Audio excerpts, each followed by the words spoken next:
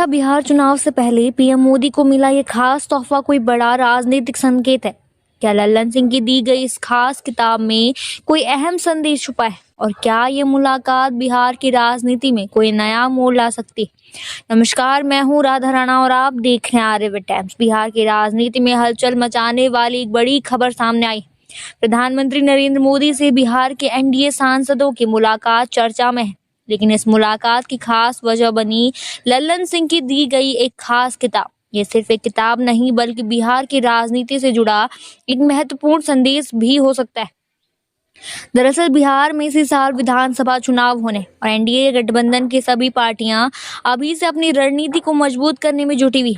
इसी कड़ी में शुक्रवार को संसद भवन परिसर में प्रधानमंत्री नरेंद्र मोदी से बिहार के सभी एनडीए सांसदों ने मुलाकात की। इस दौरान केंद्रीय मंत्री और जेडीयू के वरिष्ठ नेता लल्लन सिंह ने पीएम मोदी को एक खास कॉफी टेबल बुक भेंट की।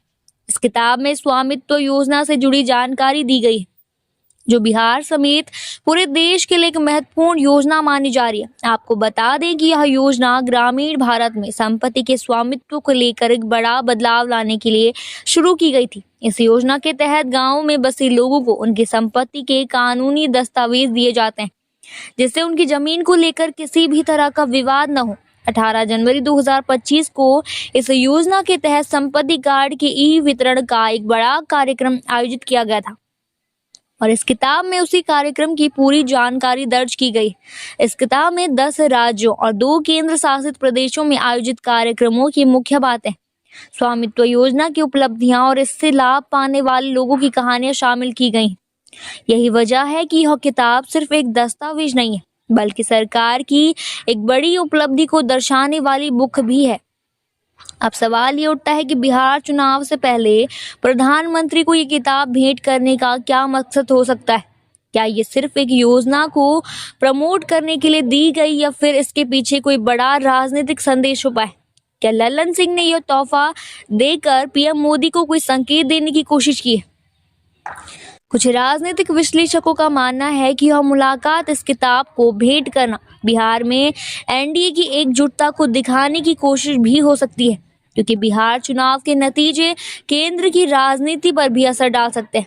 एनडीए नेताओं ने पीएम मोदी को दिए और क्या तोहफे? मुलाकात के दौरान बिहार के करीब 30 एनडीए सांसद मौजूद थे, जिन्होंने पीएम मोदी को मिथिला पाग, मिथिला पेंटिंग और मखाने की माला भी भेंट की।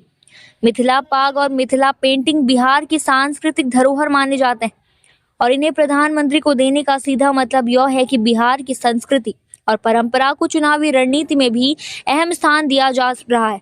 विशेषज्ञों का मानना है कि ये मुलाकात सिर्फ एक औपचारिक बैठक नहीं थी, बल्कि इसके जरिए कई बड़े राजनीतिक संकेत भी दिए गए।